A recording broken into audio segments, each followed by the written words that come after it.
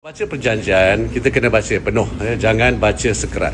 Baru-baru ini, Yang Berhormat Azmin Ali kata perjanjian perdagangan timah balas Malaysia-US ni menggadaikan kedaulatan negara. Klausa yang dipetik ialah klausa 5.1. Apa kandungan klausa 5.1 ni? Dia cuma petik ayat pertama dan sebahagian ayat kedua. Dan kononnya kalau US kenakan sekatan kepada mana-mana negara, Malaysia ni automatik kena ikut. Jom kita baca sama-sama klausa ini.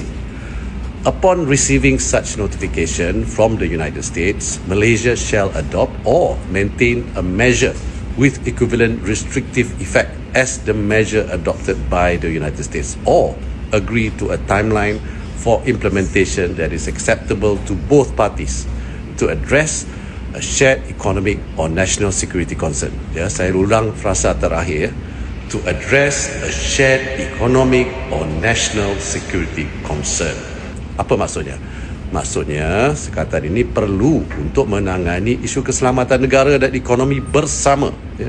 Kata kunci di sini, bersama. Maksudnya, kalau isu tersebut hanya memberi kesan kepada keselamatan negara dan ekonomi Amerika Syarikat tetapi tidak memberi impak kepada keselamatan negara dan ekonomi Malaysia, kita tak perlu pertimbangkan.